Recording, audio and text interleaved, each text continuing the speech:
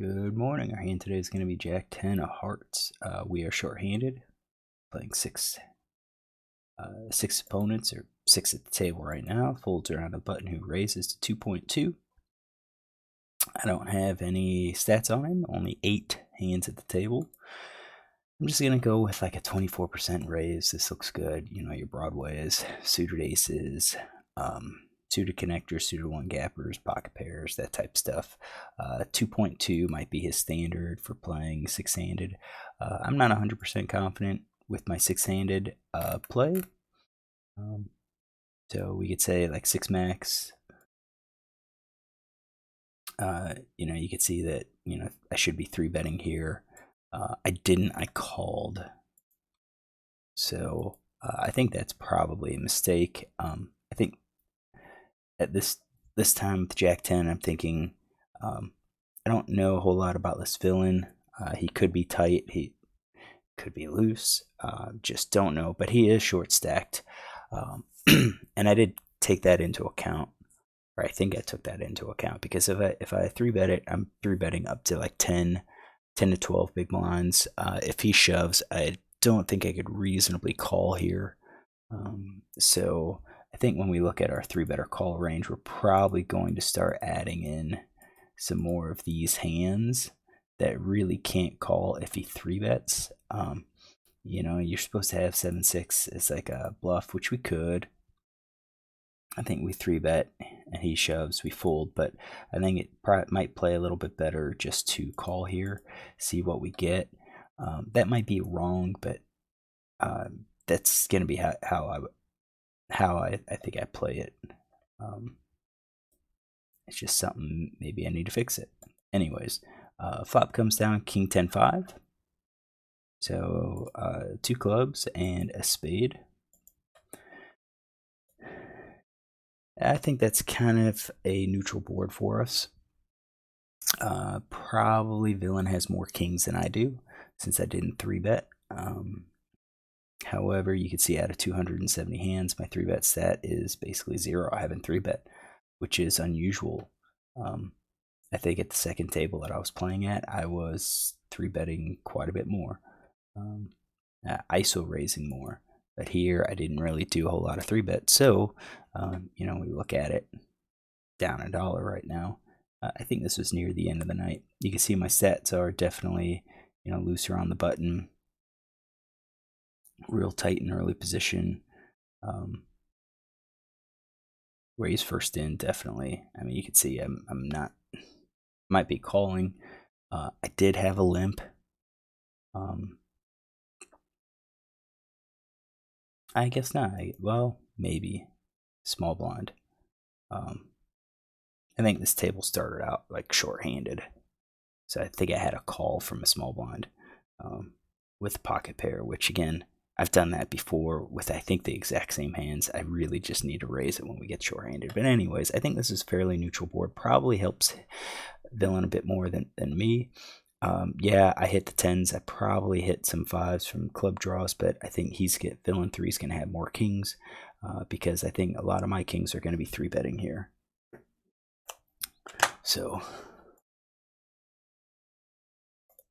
So I think here I'm not going to be betting at all. I'm not going to lead. I think we're going to check 100% of our range and let villain bet. Villain bets 2.4. Now, if he has a lot of hands that will miss, so I think he's probably betting all of these.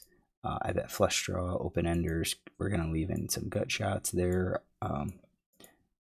That's 86.9%, which you can see he's going to have, a lot of unpaired hands. And then it's on me. What do I do? I don't think my hand's strong enough to check raise.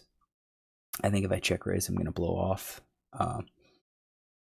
out a lot of hands that I beat. I think I'm going to get called by, hands that probably crush me. I don't think I'm getting called by 5, by 10, by jacks or queens. I think I'm getting called by maybe ace king, maybe king queen, aces, 2-pair, that sort of thing. And if called, I don't really have much equity, just backdoor straight draw. That's about it. So I don't really like raising at all. I think if we look at what hands we raise, we can kind of break it down. So I think we're gonna probably 3-bet with sets and 2 pairs. I think top pairs probably call. I think these other pairs are probably calls. I think the bottom pairs, even like the 6, I think these are, they can be calls, they can be folds. Same thing with 2s, 3s, 4s. They can be calls or they could be folds. I think that is entirely kind of up to us. I'm going to say nut flush is a raise, and probably open-ended straight draw is the raise. So we've got check raise 15% with some bluffs. I'm not sure if we have enough here.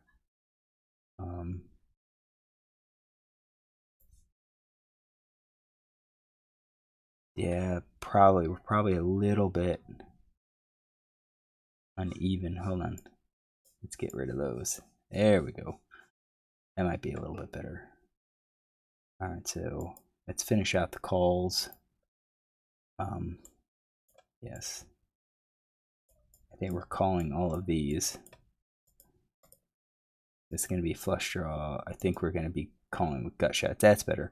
So once we got rid of all those, that's a better. We're about half and half in terms of value, and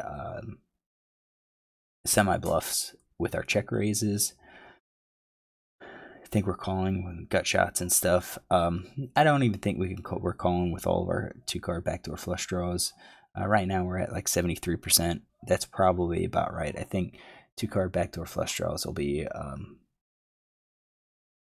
it's a looser play, but versus an unknown, I think we could get rid of it. So what do? I called. So let's get rid of these. I think we would have check raised those. All right, and we have his. So you can see that equity's still running a little bit close, but he still has us edging us on the king.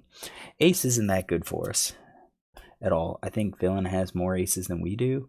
We've lost our backdoor flush draw. Now you know we don't have the ace out there. So for the spades, that completes a straight. Now we could easily have a straight, but I think you have to consider. I probably would have check raised that straight. At least I know I would have. Would the opponent think I could check raise with that straight draw, or is he expecting me just to call? I don't know what my image is. I don't know if I check raised at all in this hand, so let's check it. Check raise, I do. 2 out of 15, so 13%. So I am capable.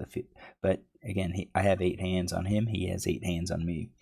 So I think here's the situation now. We act first.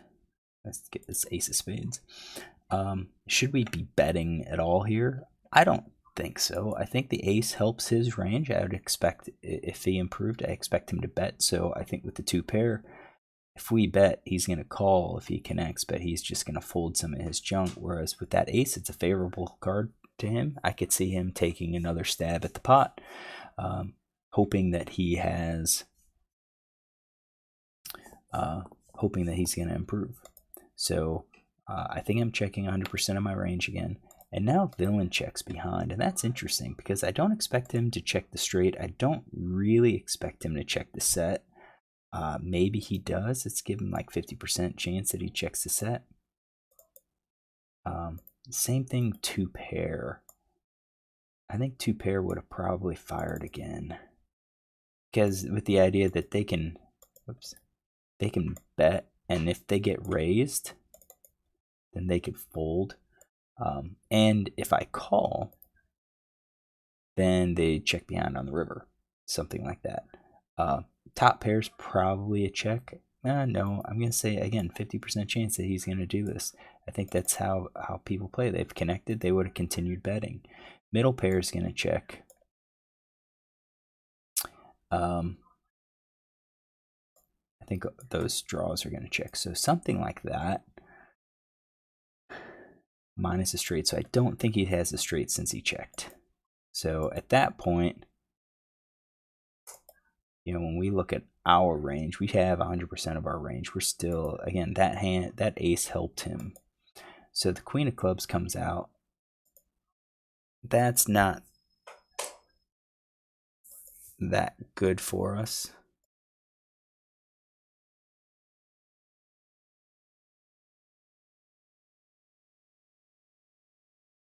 Yeah.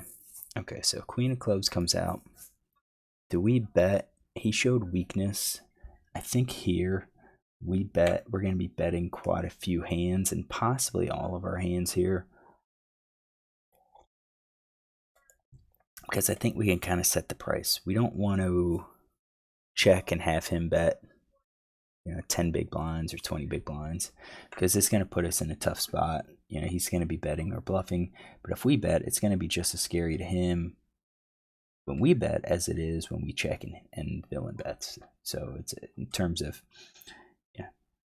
what we're representing, what he would be representing. So I think we can probably throw out a bet here.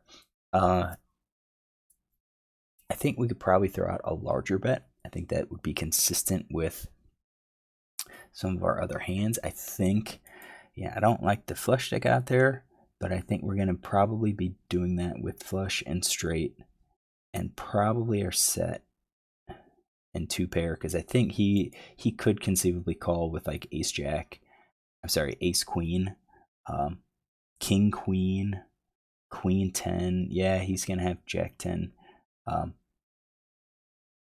So I think our middle pairs and our weak pairs end up being the ones that are turned into bluff. We're going for value with two pair plus. Oops, hold on. That's that here. We're going for value with that weak pair and the middle pair. We've got a lot of bluffs here. Maybe we're not going to be doing this with all of them. Maybe not the middle pair with the king. Because if we have a king, it's less likely villain has a king. I think we're bluffing with weak pair plus. And that's a little bit better. We're going to be skewed a little bit more. And of course, we can always just say, you know, we're going to check with some of these. I don't think we're going to win if called. Yeah, I think we've got some value with just our one pair hands. Probably not. Based on his, I think all of our pairs are going to be outkicked. So I think we have to go. If we're going to bet, we're going to need to bet to win with these weak pairs. Two pair, we're going for some value. So if we lead something like this, we are expecting him to only really call with two pair plus. I don't think middle pair is going to be calling here. So you can see if we get called, we're going to be way behind. But that's okay because he's only calling 61%. He's got 40% folding range. And you can see out of all of our hands here, you know, if we're going to be betting 45% with nothing, he's going to be folding large percentage of time. I know this is going to be plus EV because he's going to be over folding. So what happened? I checked, which again, I think I prefer to bet here. I think I prefer to bet, and I probably would have bet something like 6.4 up to pot. Yeah, 2/3 or so. If raised, we're probably going to have to fold because I think at that time he's representing something that he could beat the straight. I think it's consistent with his play. So we checked. What is he going to bet? I kind of think he's betting straights plus. I think sets and two pair are just value hands. So once he bets that, then it comes down to our decision. What are we going to be calling here? If he has a straight, we're basically calling a straight, hoping to split the pot. We're calling with flush. I think this is just I think I'm expecting to lose here. and it's almost like I've got a straight. Can I really fold this? Maybe, but I think it's too likely that he has a jack himself, and it's probably a little bit more likely that he has a jack than the clubs. But let's check that out. Not really. Oh yeah, hold on. Yeah, 75% of the times he does this, he's got a straight versus 25 when he has a flush. So yeah, I think it's more likely he had the jack, which I'm sure that's why I called. So he shows 10-8. Is that in his range? Yeah, actually it is. I have that. He had flopped second pair. We had him. Ace came out. I mean, makes sense why he would check the turn, because he doesn't want to bet and then get raised off his flush draw. I think that makes sense. And then, on the river, he bets. Not something crazy, but he does bet, and he got paid. So, I mean, I give it to Villain 3. We did get the hand. All right, so hopefully you enjoy this hand. I'm going to take a note on his raise size. So, RFI 2.2 big on button with 10-8 club, 6-handed. Oh, and then I'm going to say c-bet. King, club, 10 spade, 5 clubs.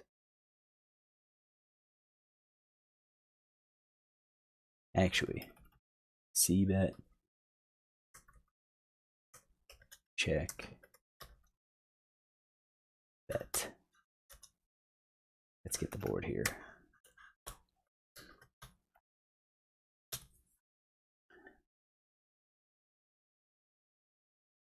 All right, took a note. So if I see him again, I can quickly see how he had played that. All right, hopefully you enjoy this. If you do, look tomorrow for another hand.